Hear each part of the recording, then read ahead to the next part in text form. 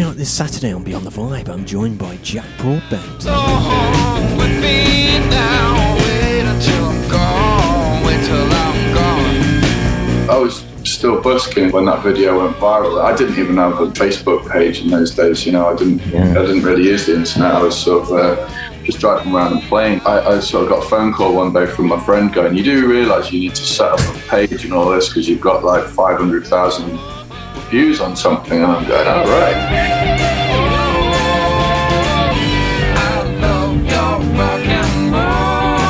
I liked the song because it had a drive and energy, and I felt like something about COVID and the lockdowns. I was acutely aware I didn't want to make an album that was standing still. The last record too, I was just 9 tracks. In about 5 years' time, I'll put out a record that's just going to be like 1 track. Yeah, each time. So I'm here with Jack Broadbent. Thank you very much for joining me, Jack. Thanks for having me. That's cool. Of course, you grew up in Lincolnshire, not far from where I'm actually at now. Oh, really? Yeah. I'm just over in Newark. Oh, yeah, of course. Yeah, like right near the border. Of course, you grew up with like a quite a musical background there with your father. Right. What was it like growing up for you?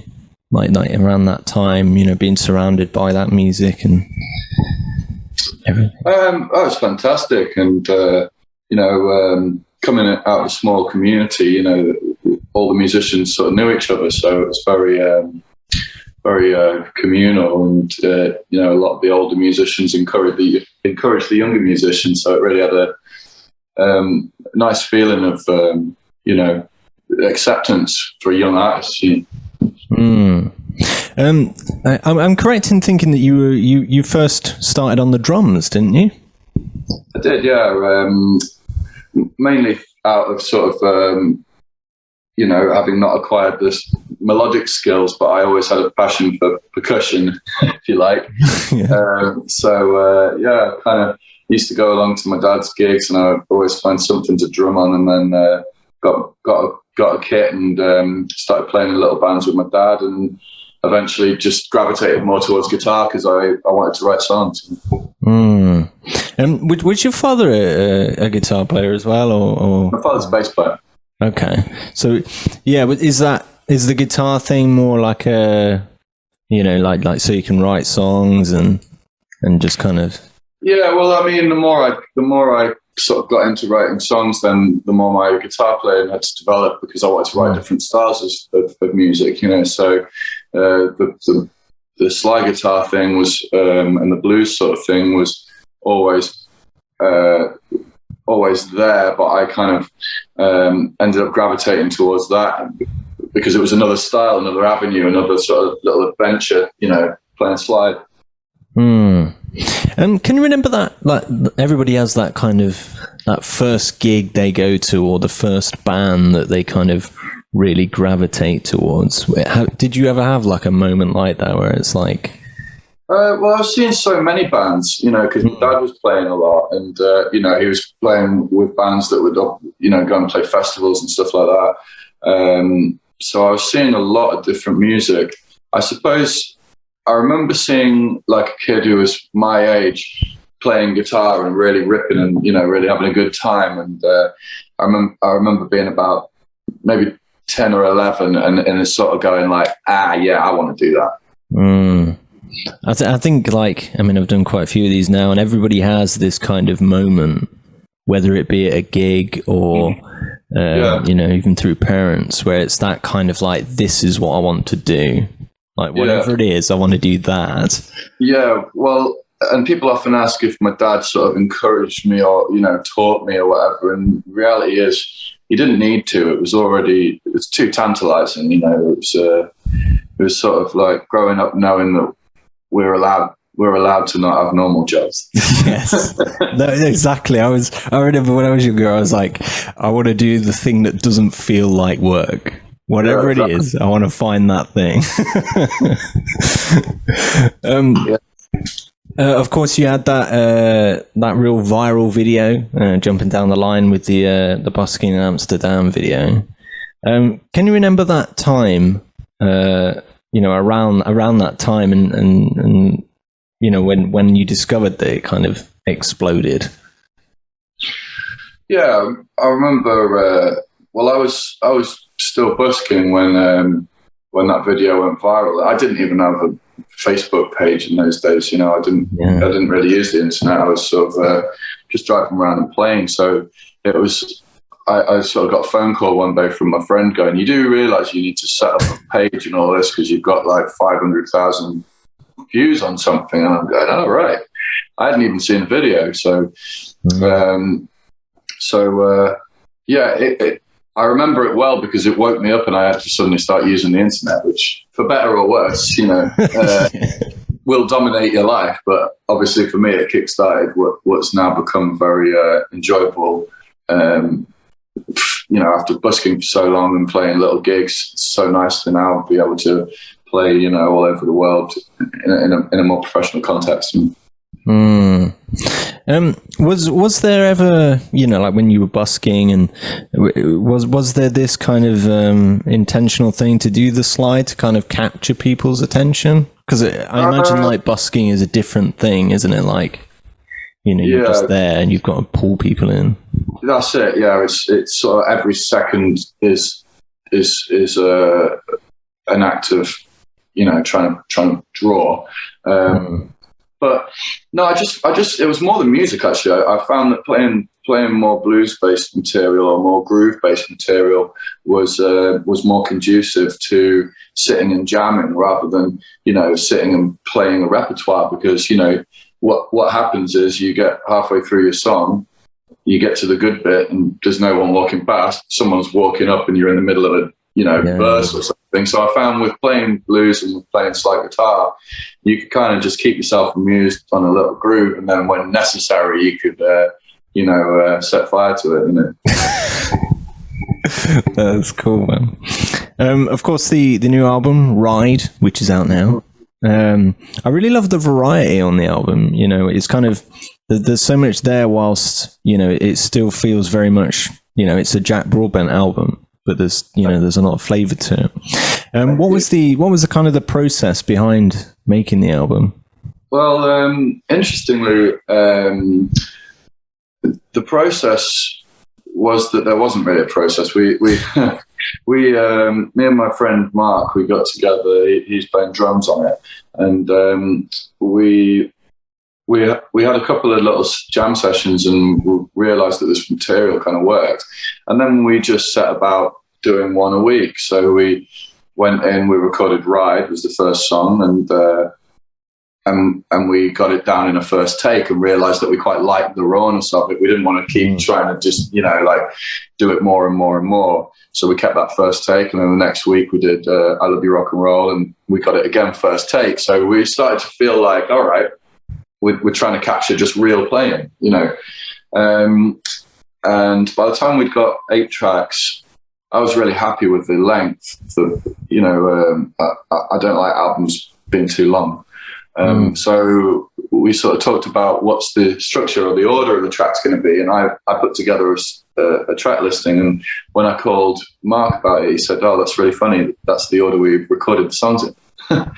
So it literally put itself together, and I really think that the reason why it works like that was because, you know, we'd turn up one week and we go, well, we did like a really rocking one last week. Let's do more of a funk one now, or let's do a groove one. So it naturally has a flow because we were trying to keep ourselves interested, you know. That's something I was quite, I was pleasantly surprised with that, you know. Yeah, it does have that kind of, it's kind of almost like if I went to a gig, it has that kind of flow of big flow, yeah. I mean, initially I was wondering with you know, it having 8 tracks or anything, whether it was kind of made with vinyl in mind or something like that. I mean, I'm a bit of a vinyl guy. Yeah, no, that's a good point, and it kind of was. The last record too, I was just 9 tracks. In about 5 years' time, I'll put out a record that's just going to be like one track. Yeah, each time it's knocked out. But no, I've always been acutely aware that sort of like 40 minutes is a real sweet spot for good quality sound on vinyl. And I also liked the idea of when I realised it was 4 and 4 on each side, it really balanced well. And I really like the two sides. I think they're quite, they're their own little albums together, So yeah, no, good point. I think there was a point where I had to consider, is this for a Spotify playlist or is this for a product? And in my mind, the album was vinyl, so I made it for vinyl. It feels more like that. I've actually, 1 second, I've got a... Cool. Here we go. I got the first copy written out. Excellent, man. There you go. But yeah, I'm really pleased with it. I feel it is something to be proud of. It does have that feel. Like for me, it has that kind of vibe that it's like a throwback album whilst being contemporary at the same time. Do you know what I mean? It's that kind of strange thing. It feels like it's one of those kind of old school thing. I mean, maybe what you said there with the 8 tracks and the pacing. Maybe that's the thing. Sure. Of course, we spoke about the variety just then on the album. With the title track "Ride" and "Midnight Radio," that kind of really that showcases that range that's in there. Could you maybe talk a bit about those two songs and kind of the meaning behind them? Yeah, sure. Well, "Ride," interestingly, is probably the oldest track on the record in terms of that. I had that melody and that lyric knocking around for quite some time, and it was just a sort of testament to the track, really, that it took time for it to come to fruition, because it really is about sort of movement, traveling, and keeping stock and where you're going, and that kind of thing.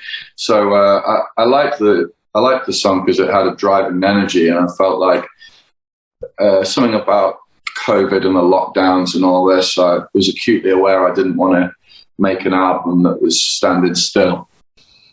So I felt like "Ride" was a good sort of vehicle, if you like, to sort of like drive that idea forward. And then it's "Midnight Radio." I don't really know what really to say about that song, other than, again, it's just I feel like there's movement in it. The songs are, I took a walk. I don't know why. I took a walk in the morning. Like I sort of felt like I wanted this album to be moving, because it felt like the rest of the world was at a standstill.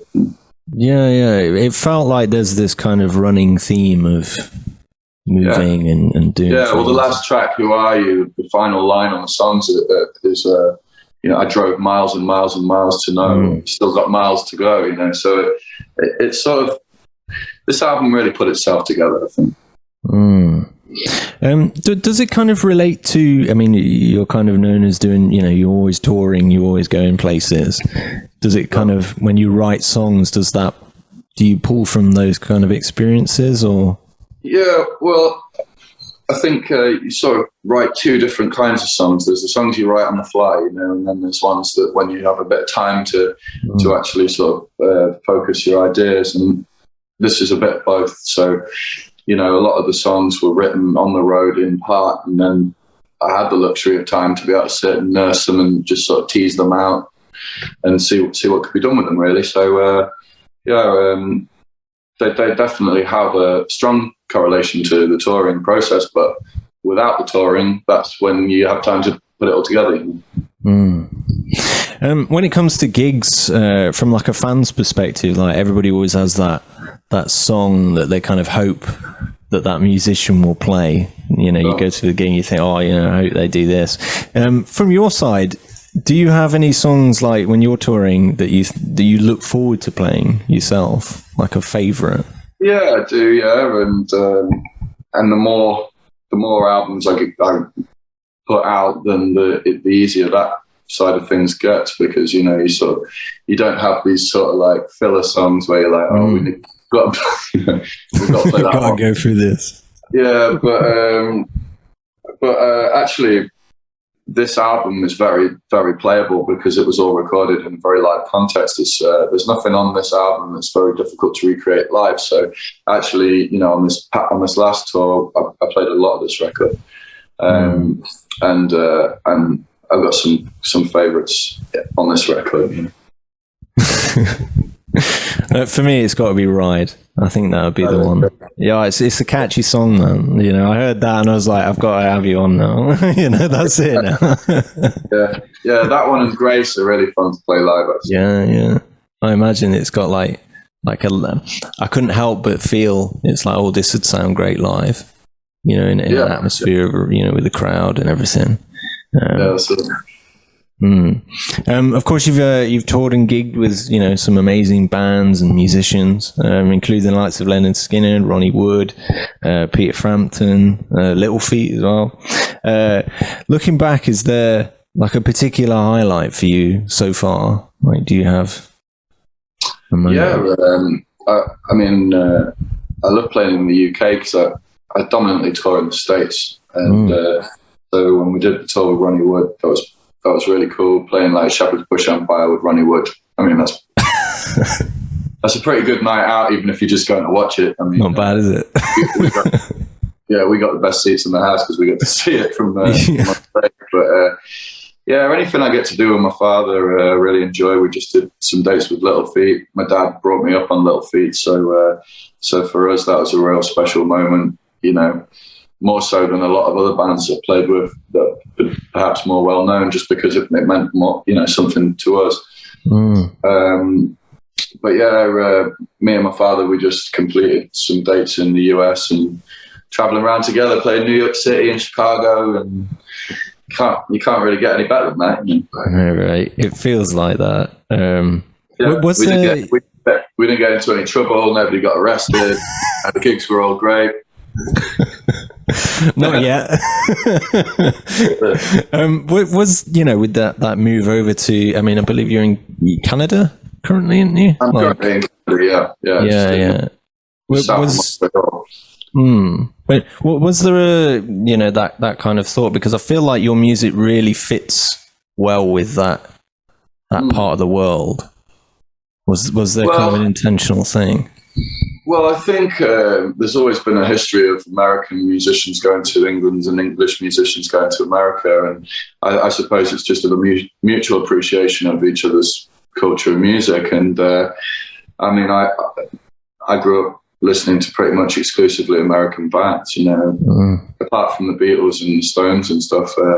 You know, I was always into Steely Dan, Doobie Brothers, Little Feat, and Joni Mitchell, Neil Young, all that stuff. So for me to come and be in this environment, it just feels familiar. Finally, a question always kind of I like to finish on. I ask everybody this one. If you could tour with one band from the past and one band from the present, who would they be? So you've got your time travel device, so there's no limitation. Yeah. Well, I'd probably tour with Neil Young in the 70s, and I'd tour with Neil Young now. just to see how that trip played out. Or again, I think it's an interesting question because you know, to see how things have changed. I'd love to see Little Feat back in the 70s, and I've seen them now. It's amazing to see how these bands evolve. You know. And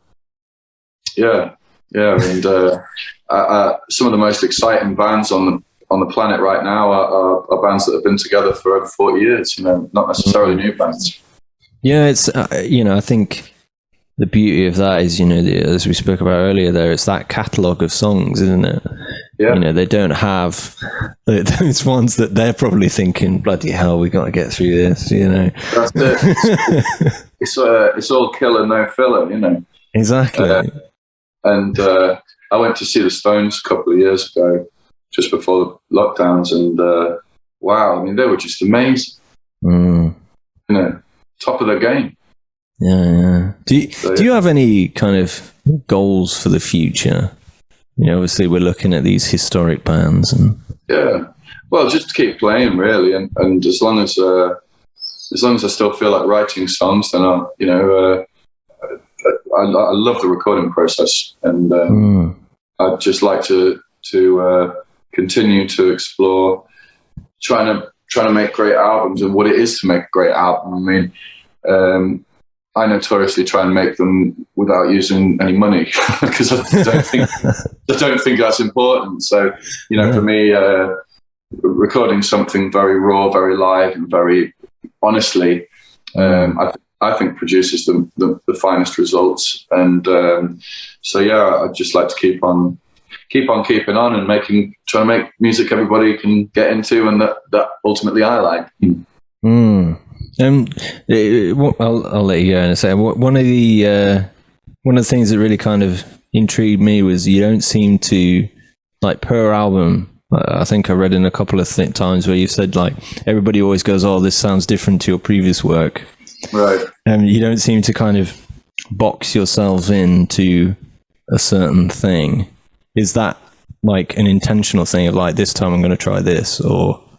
Well, the only criteria for this album was that I thought to myself, I want to make a record that's maybe a little bit more just full power, because I often will throw a lot of ballads or a couple of ballads on a record for balance. And I just thought, maybe this one can be one that you can put on at a party and it's not going to lag too much, so you could have it in that context. That was the only thing I thought about this record. And I think, actually, because it does have some slightly more, it's got like a hard living, which is, it's not full throttle. It definitely brings it down, but it's still a full sound, full band.